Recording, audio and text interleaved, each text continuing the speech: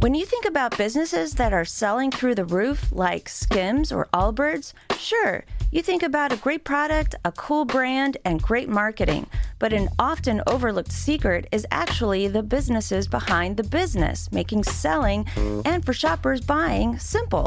For millions of businesses, that business is Shopify. It's home of Shop Pay, the #1 checkout in the world.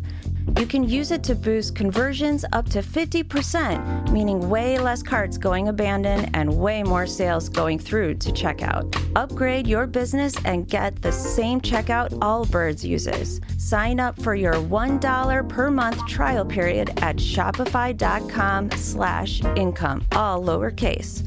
Go to shopify.com/income to upgrade your selling today. Shopify.com/income. Well, the holidays have come and gone once again, but if you've forgotten to get that special someone in your life a gift, well, Mint Mobile is extending their holiday offer of half off unlimited wireless. So here's the idea. You get it now, you call it an early present for next year. What do you have to lose? Give it a try at mintmobile.com/switch.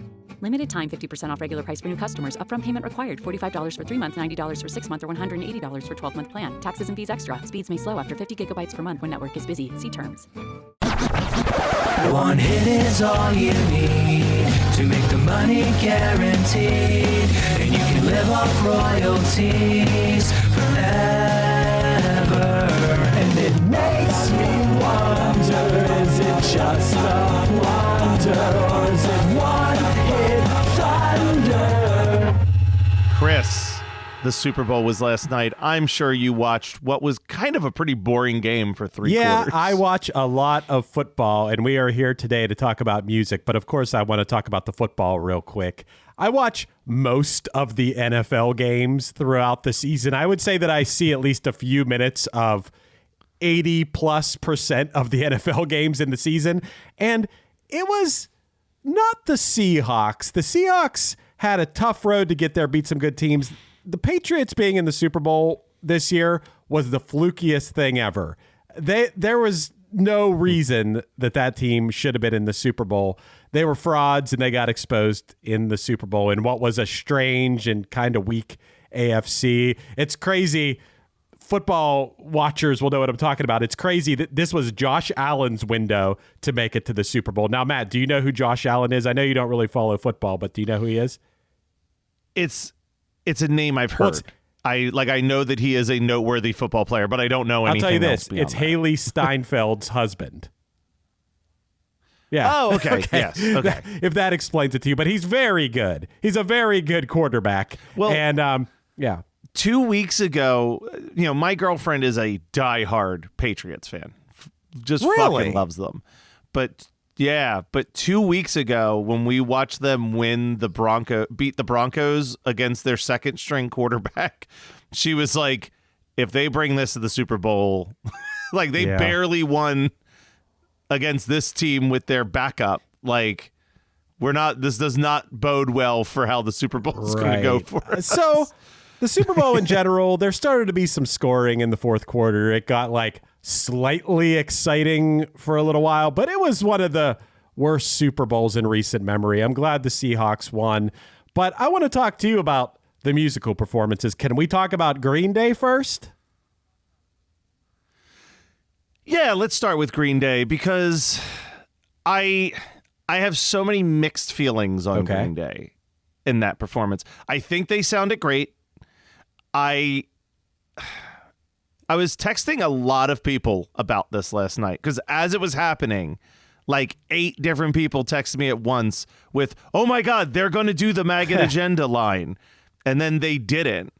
But, I don't think it's an accident that they only played 3 songs off of an album called American Idiot. I don't think it's an accident they closed with American Idiot. I don't think it's an accident that they opened with Holiday, which is probably the other super politically charged song from that album. They did get to say "Mindfuck America" on TV, which I do applaud. But yeah, I wanted that moment where they did the lyric change of "I don't want to be a part of the MAGA agenda," and I'm sure that there was a million things that they were told they could not say or do. I think it was a good, energetic performance. And it's funny, right? We're talking about a band that is arguably still one of the biggest bands in the world, does exclusively arena tours. And I'm watching them on the Super Bowl being like, my guys did it. Like for some reason, they are one of the biggest bands in the world that I still feel a sense of ownership towards. Like they are a small indie band that I've believed in. Like it's crazy. A real accomplishment for a band that we feel this sort of, I don't want to say ownership, but we were there for the whole thing. And it's exciting to see a band that we were there since the beginning, almost the beginning. And now they're playing at the Super Bowl. And I'll tell you this, as far as statements and stuff at the Super Bowl, I have learned to just eliminate any hope that somebody on that grand of a stage is going to do something like blatant at the Super Bowl. You know, I thought Kendrick was, and then it's more like 1,000 think pieces the next day about this is what Samuel L. Jackson's costume meant. And this is, it's like, okay, you got to unravel things and put your own kind of interpretation on things that people are doing. No one ever comes up there and just says some obvious thing. And that's probably not going to happen when, dude, Green Day was playing and like Tom Brady and Joe Montana and Peyton Manning all are on the stage with them. That's what's weird. Well, that was the thing that I laughed at was a past guest on One Hit Thunder, Robert Bacon, was texting me.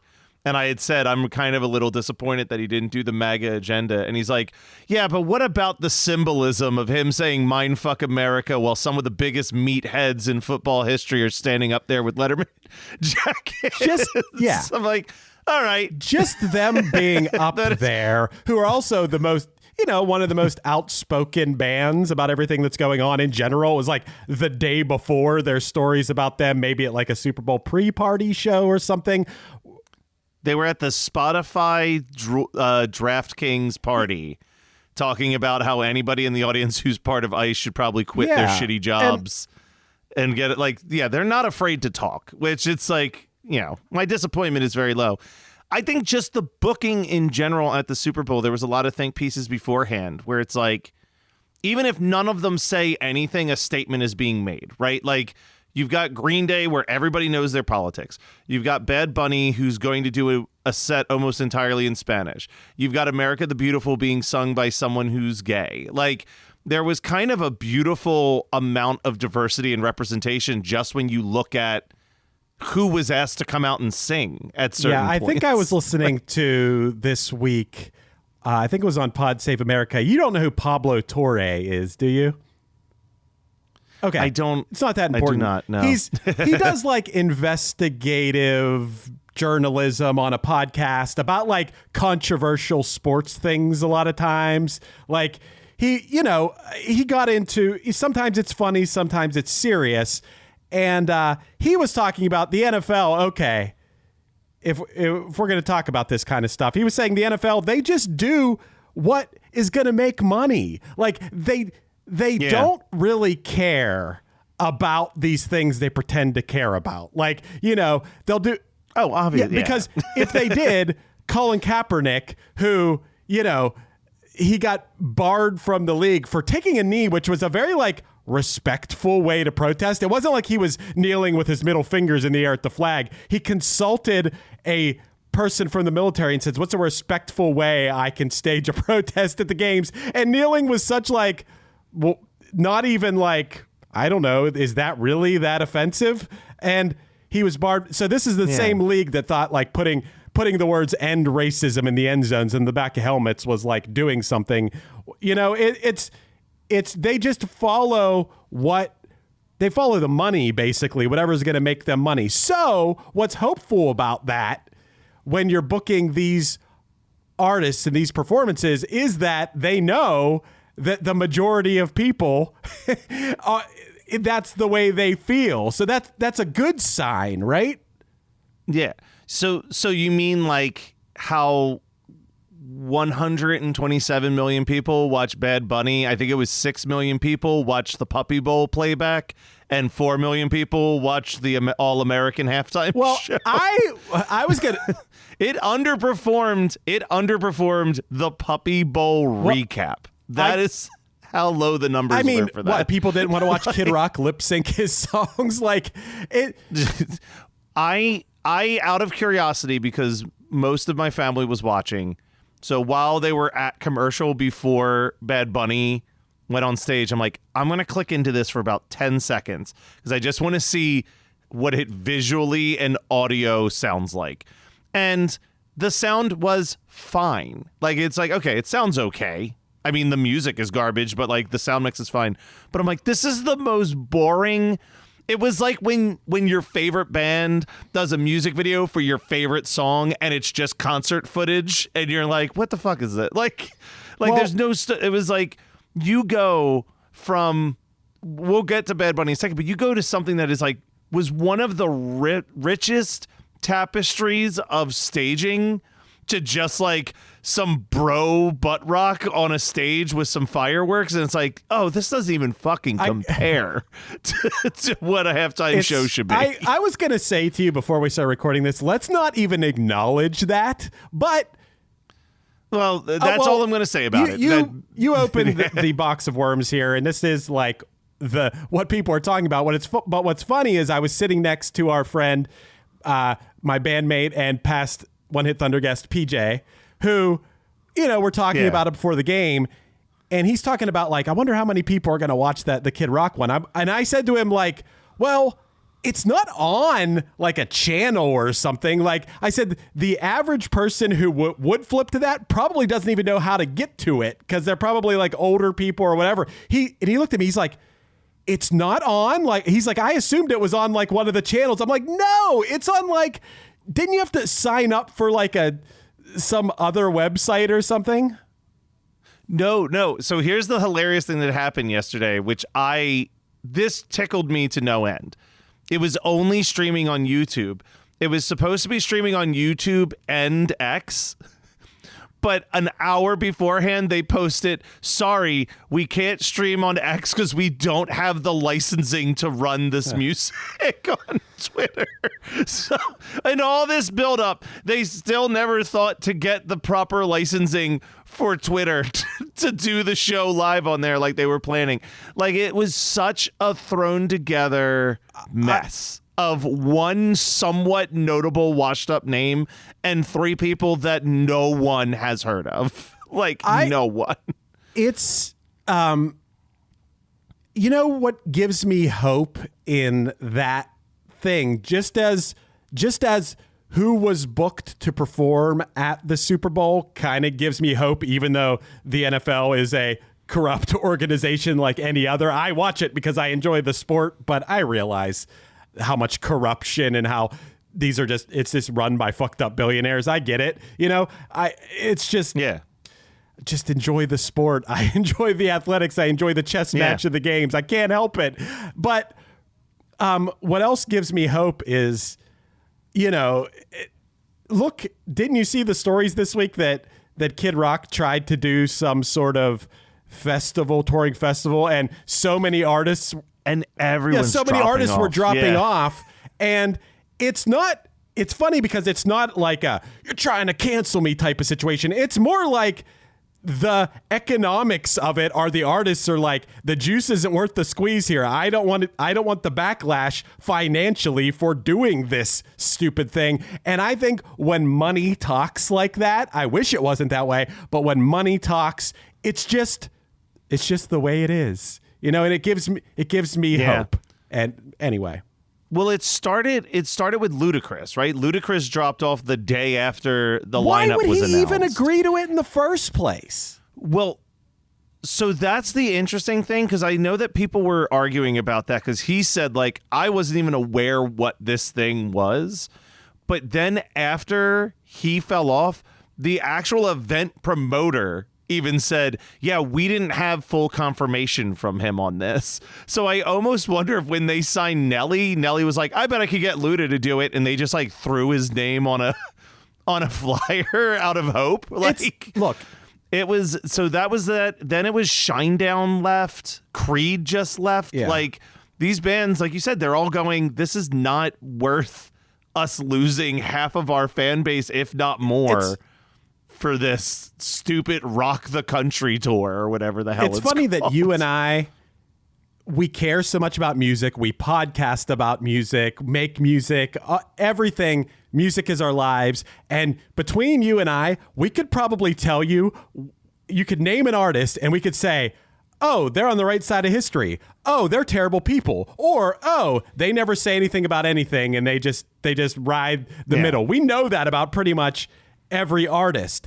And I wonder, in the grand scheme of things, because I know a few people who are like this that have no clue about anything like that. That is like a foreign subject. And what percentage of people in the country, it's probably a pretty high percentage that, here's a good question. How many people in 2026 still don't even know or pay attention to like Kid Rock as far as being like a right-wing asshole? Do they just think like, oh, that's the guy, that's the cowboy guy from the 90s?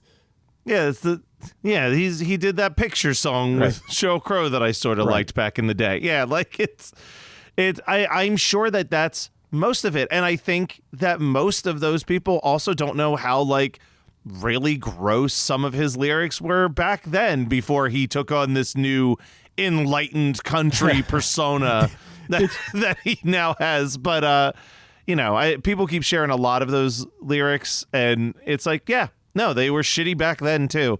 But we've gotten really off the Super Bowl, which I apologize. That was mostly my fault. Green Day did a great job.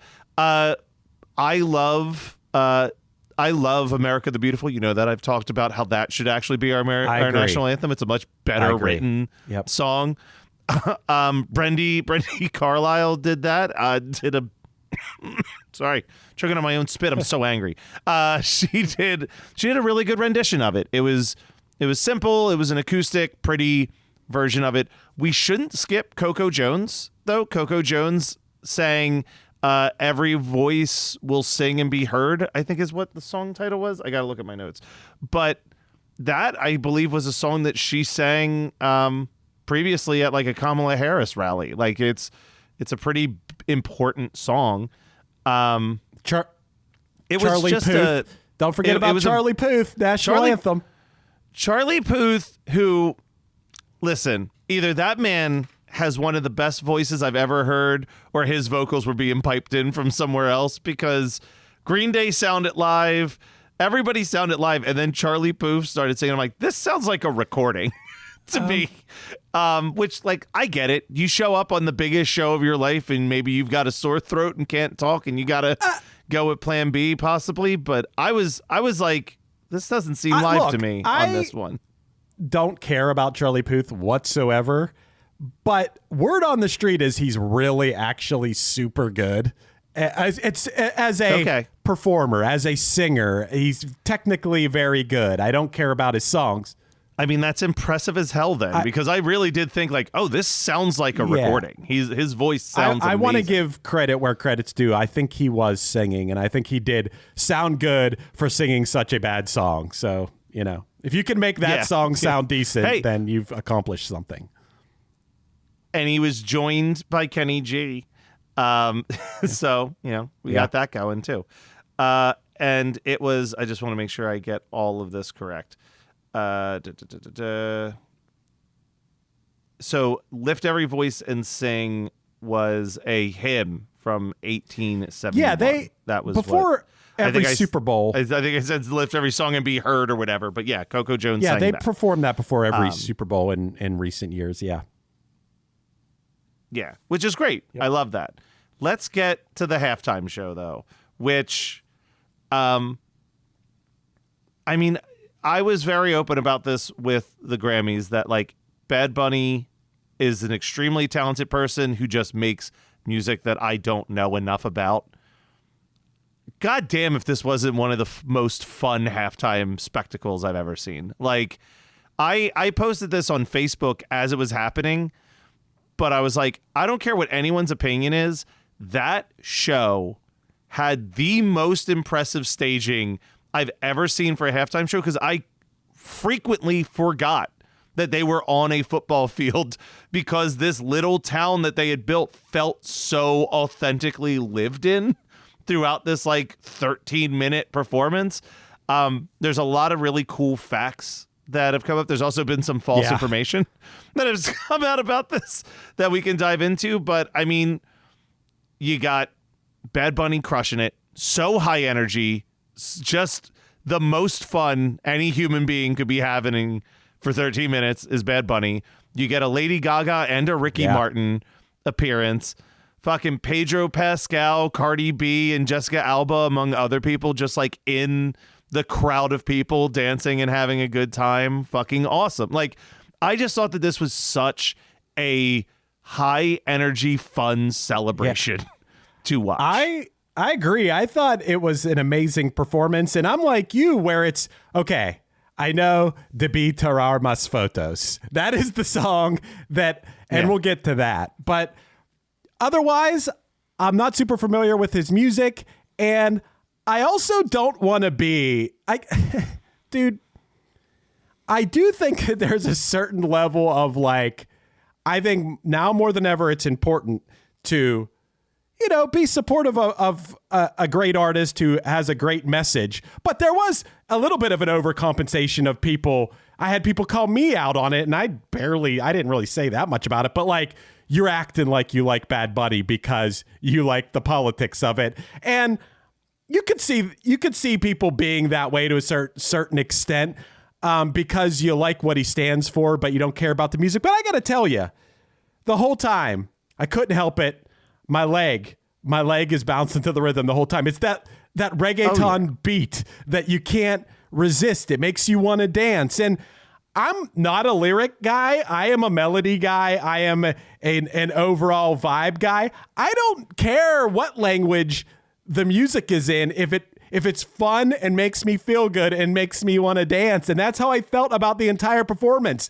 I can't believe that there are stupid people out there that are just so upset that it's in another language. That part drives me crazy. Yeah. That is the part that drives me crazy is who cares what language it's in if it's fun and makes you want to dance.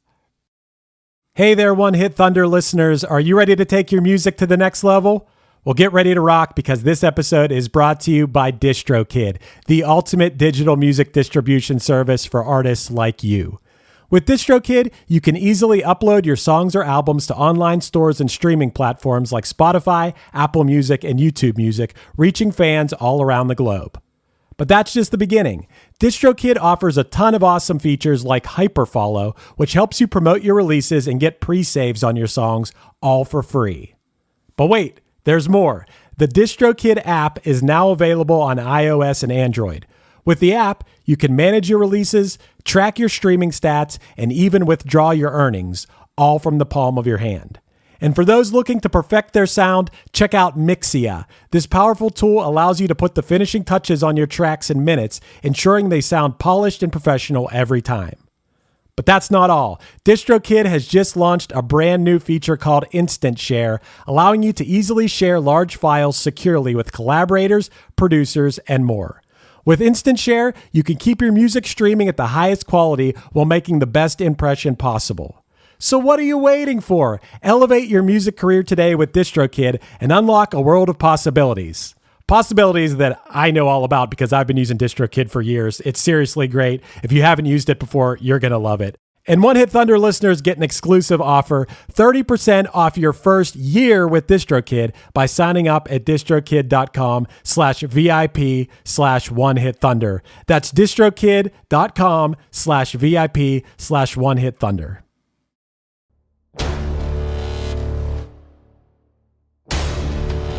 Imagine a near-future Los Angeles where most people are microchipped and a new app lets you sync minds with someone else. You could share thoughts, feel emotions, experience life through someone else's head. Would you do it? From indie filmmaking team Femregard Productions comes Sync, a sci-fi psychological thriller about friendship, control, and the terrifying cost of letting someone into your mind. When one woman syncs with her best friend, she realizes too late, some connections can take over. Watch Sync on Amazon Prime Video, Fandango at Home, Hoopla, and more beginning March 6th and streaming free with ads on Tubi starting April 4th. Follow the film on Instagram at Sync the Movie. That's SYNC the Movie for updates. Because the mind is a terrible thing to share. Yeah, it's just, to me, I was like, this is a really fun Super Bowl. Like, you know what I mean? Like, you're watching this halftime show and you're like, I don't think, I'm not going to sit here and say, ooh, it was better than Kendrick or ooh, it was better than Prince. But it was damn good. It was really fun. It sounded good. I love the story of the couple that got married. That's like so cool. So for those of you who don't know, there is this storyline that happens throughout his performance where he's like walking through the grass and there's a couple that gets engaged. And then later on, he's at the wedding of that same couple. Well, the story came out that was a legal wedding ceremony, that this couple was huge Bad Bunny fans. And they had reached out to him to ask him if he would be a guest at their wedding, which people do. I think you've even been invited to some weddings as Punchline a few times. And he wrote back and was like, how about I do one better for you? And let them get married in the middle of his Super Bowl halftime show. Like, we talked about this on the Grammys episode. He is just such a cool, giving person. Like, he just seems like a genuinely good dude. What is not true, and I want to dispel this as quickly as possible, is no, Liam, the child who was detained by ICE, was not the small boy that he handed a Grammy to. Well, I got to tell you, when I first heard that, I was like, holy shit. Like, I'm sure most people were like, that's incredible. But then it was like dispelled 15 seconds later. And I was like, oh, okay. Yeah. But to me, I questioned it right out the gate because I was like, I don't know. I think if I was that kid, I would want less attention, not 127 billion people watching me get a Grammy from Bad Bunny during a football game. But that's just me. I feel like that would be overwhelming. But even the symbolism of that, like a kid that's supposed to represent himself as a child, watching himself get a Grammy on TV, and then he pops out and hands him the Grammy. Like, that was just, it was fucking cool. It's fucking cool. As far as the production of the thing and the narratives that were happening during the performance and just the overall, just everybody was anticipating. Everybody that I knew was anticipating, like, what is this going to be like? So much of a big deal has been made of it.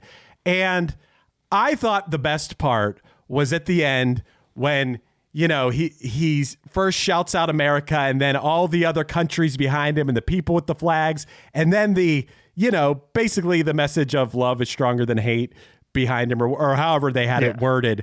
It's just, how could you disagree with that message? It wasn't even, how is that a controversial message? Well, here's the thing. No one's disagreeing with that message. They're actively sticking their heads in the sand and refusing to hear that he's saying that message. You know what I mean? They're the same people who are turning off the Grammys the second that Bad Bunny wins because they're so angry and they're not watching the halftime show. So they're actively avoiding learning anything about this artist and then not knowing, because they know nothing about him, they make their assumptions of what he is or who he is or what he represents based on what a talking head on a news station tells them is what his character is.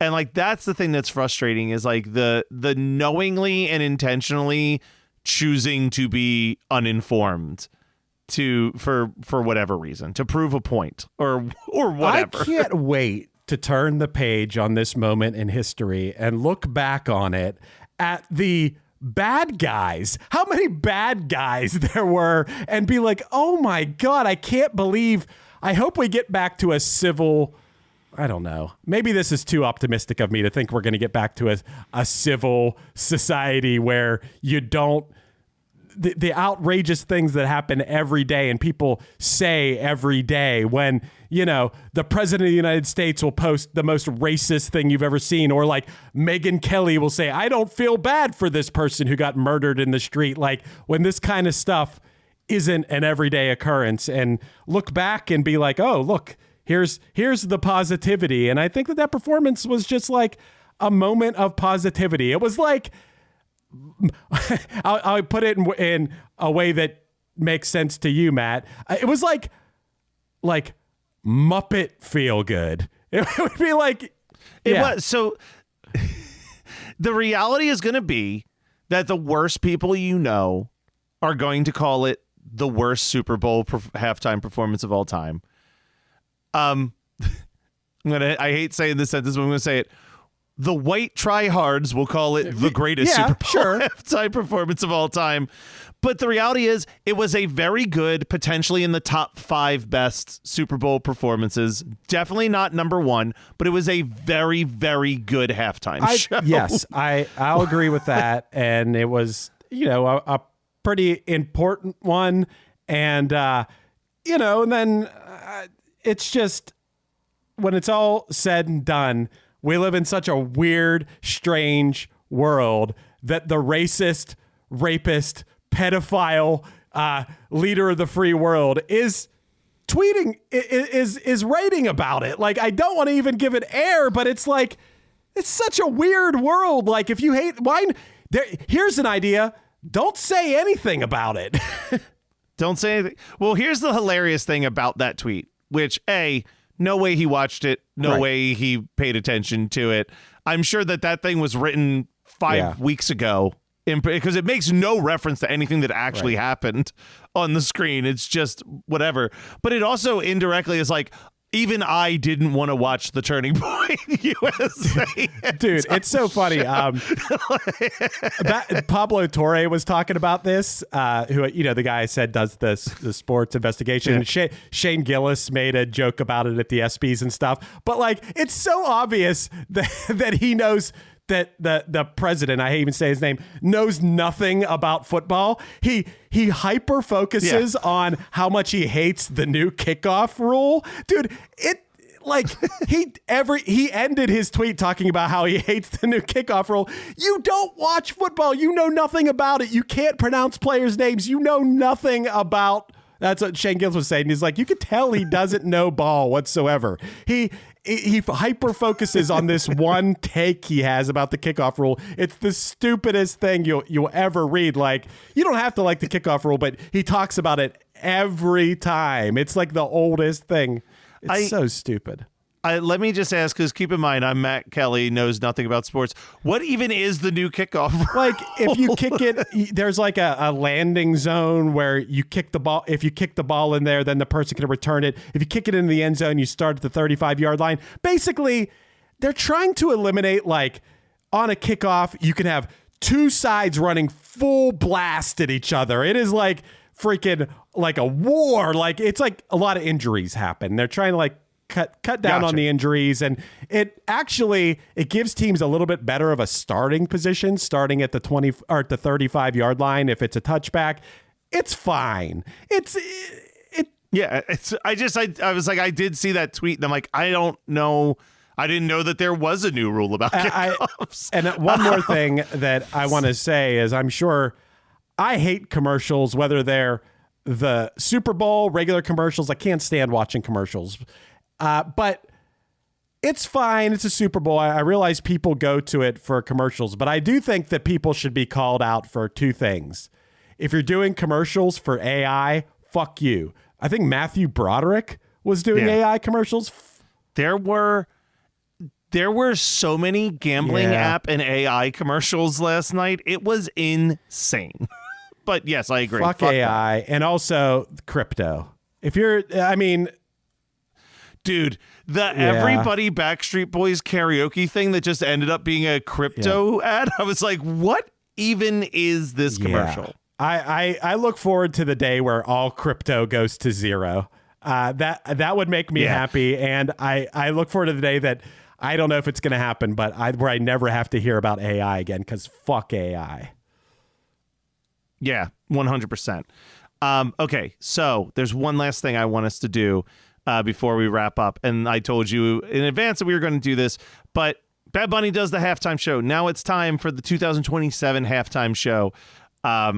Who are like 3 to 5 artists that would be your dream halftime show performers? I have 2 that I don't think are ever going to happen, and then I have 3 that I think are very You likely. didn't tell me that we were going to do this. So I texted you this like a week come ago. on. Now I got to. I should have reminded you. Well, all right. Are we talking? Do you want me to do my 5 first so you have some time to think about it? Are these my dream ones that just like aren't going to happen? Or are you talking about like realistic could be the halftime show? So an example I have, like every year I'm like, I think Weird Al would do a great halftime show. Never going to happen. It's never going to happen. One that I think is a little bit more likely to happen, but still not likely, probably would have been more likely 10, 15 years ago, would have been like the Foo Fighters. I think the Foo Fighters would have done a good halftime show. The 3 that I think are genuinely possibilities that would do an amazing job. I don't think 2027 will be her year, but in the next 5 years, Sabrina Carpenter is doing a halftime show. There's no world where she's not. And based on every Grammy performance I've ever watched from her, it will be a visual spectacle. Like, it will be fantastic. Number 2, I don't know if this will happen, but it's my hope. I want another Bruno Mars halftime show. The first Bruno Mars halftime show was really good, but it was like first album Bruno Mars. I want a Bruno Mars halftime show where we're getting 24 Karat Magic. We're getting Uptown Funk. We're getting Perm. We're getting like the good, funky Bruno Mars era. Bruno Mars was made in a lab to perform the halftime show. I couldn't believe that he didn't come out when we were all expecting him to pop out when Lady Gaga started singing her duet with him. Yeah, no, she did the duet with Bad Bunny instead, which I love. It's great. And then the other one, probably the least likely of my 3, like, reasonable hopes, and you and I have talked about this, could not care less for his music but love his theatrics. Watching Bad Bunny, I was just reminded again, you give Tyler the Creator 15 minutes to do something at the halftime show, I'll not enjoy the music, but I will remember whatever weird fucking performance he puts on for those 15 minutes. It runs the risk of being a little bit too much like the Weeknd's halftime show that was really confusing and disorienting. But I think he would do a visually interesting halftime show. Once again, I will stress, I like everything about Tyler, the Creator, except his songs. The music. I'm sure it would be interesting. It is wild that what is left? Who is left that hasn't done it? Because we are in a world where there aren't that many new artists coming out. It's Bad Bunny kind of is a new thing. Recently became the biggest artist in the world. I mean, not that he's a new thing. He's been around for a long time now, but being mega big in that, like, he's a household name big is a more recent years thing. I mean, regardless of your opinions of her and her last couple albums, like the fact that Taylor Swift hasn't done it yet, I think means that she's not going to do it until her career is on a downward slope. But I feel like that's inevitable at some point. She will be a halftime show performance, but it might be 10 years when her career is not at the peak that it currently is at. And she's kind of become that, like, you know, like a Mariah Carey. You know what I mean? Like, we remember Mariah Carey around Christmas time because we hear All I Want for Christmas Is You, but no one's anticipating the next Mariah Carey banger getting released. You know what I mean? Would we possibly, I would like to see this, but I don't know. Would we get a Billie Eilish halftime show?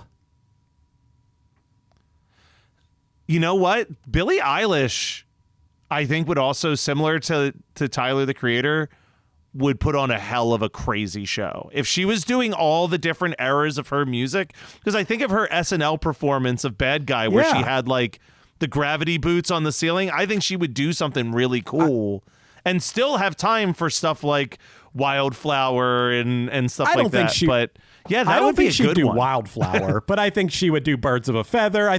But if you look at her if you look at her career, I think she's won Song of the Year 3 times now, I'm pretty sure. It's pretty impressive. If you look at her career, I feel like she'd be an artist like Katy Perry. She's way better than Katy Perry. But what I'll say about Katy Perry was when I heard she was going to be the halftime performer, I was like, oh God, does she even have enough songs? But then once her performance started, I was like, oh my God, she has a lot of hits. Billie Eilish also has a lot of hits. And I think she would do like really visually stunning things. And I think she would be great. She's obviously a great performer. We started the episode talking about them, but what about a Green Day halftime show? I said that last night when they were doing the opening thing. I was like, they would be a good, as far as just like a straight up stadium rock, pyrotechnics, rockin' performance. And they would bring out crazy, I feel like they would bring out crazy cameos. But like, similarly to how, when Kendrick's doing his show, he's bringing out people that are like important to his genre and his culture. And when Bad Bunny's doing, he's bringing out Ricky Martin because like Ricky Martin's so important to like his, like, I don't know, Billy Joe Armstrong could do a halftime show and bring out like the dudes from Rancid to do Ruby Soho for a couple minutes. Like, you never know. I want the Rancid halftime show. I'm ready for the Rancid halftime show. Could you imagine? Like, it's I think it would be good. I don't know. I'm not going to disagree. I'm just sitting here thinking about the Grammys because we just did the Grammys episode last week. I don't think it's anytime soon, but I would love a world where, we were both raving about him. Leon Thomas, give us like 10 years of Leon Thomas becoming one of the biggest artists in the world, and I think he would put on a hell of a halftime show. Of course, because he's very Prince-like. He shreds on guitar, and I think he needs to have a little bit longer of a career. Yeah, he's not a household name yet, but he can be. And that song Mutt is I think a top 10 song, so he's well on his way. Okay. Oh yeah, people don't know this, but Chris knows this. I've made it a goal to listen to the Hot 100 playlist every week. Wow. So that I'm more in tune with what's the popular music right now. And man, sometimes it's brutal because like, real quick before we wrap this up, I just want to say I hate how the Hot 100 is tabulated now because it's based so strongly on streams and Spotify plays. So what happens is like Zach Bryan puts out a new album and 15 of the 18 tracks on his album are all suddenly debuting all over the Hot 100 because diehard Zach Bryan fans are listening to the album on repeat. It's a nightmare. It's a nightmare sometimes. I hate it. Whenever a new album comes out, I have to basically just listen to the whole album while listening to the Hot 100 You know list. who I think is probably going to be the halftime show in the next 3 to 5 years? Who? Kid Rock? No. Close. The way... Oh, no, Jelly Roll. No, it can't be. No. That would get me being like, I'm watching the other halftime show if it's ever him. If it's ever him or Morgan Wallen or something, I'm being like, I'm watching I'm watching the Mother Jones halftime show. Or what would be the version of whatever that thing is called, the Erica Kirk thing? What would be like the Daily Show alternate? Who I was gonna say, I saw him play at the Super Bowl actually. Post Malone. Oh, yeah. And I think he would do a really good job. And I think he's done enough collaboration hits that I'm sure he will bring out some really, really cool guests and, unfortunately, possibly Jelly Roll. I'm so scared he'd bring out Jelly Roll. That's the problem. That would be my line in the sand. That'd be my line in the sand with the NFL is if Jelly Roll ever performs at the halftime show, I'd be like, fuck this.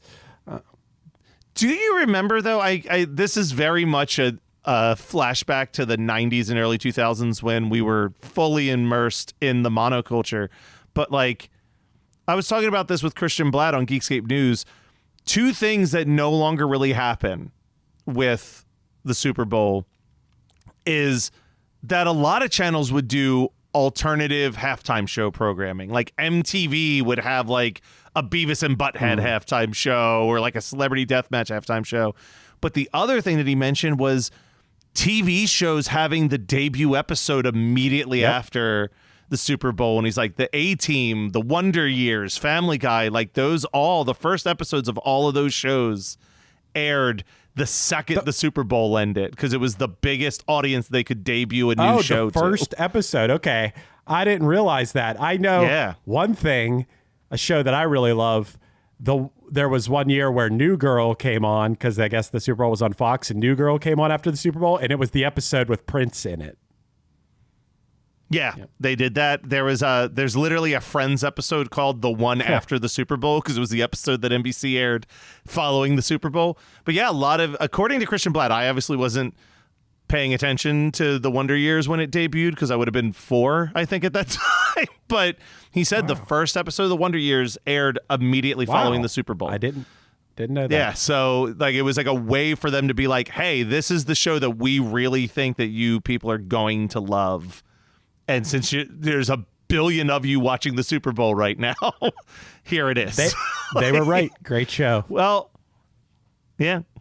Well, Chris, we went almost 42 minutes talking about Bad Bunny and a whole bunch of other things tied to the Super Bowl. So I think we can wrap it here. But you good too, to see you, buddy. I'll see you on Wednesday with a new episode. One hit is all you need to make the money guaranteed, and you can live off royalties forever. And it makes me wonder, is it just a wonder, or is it one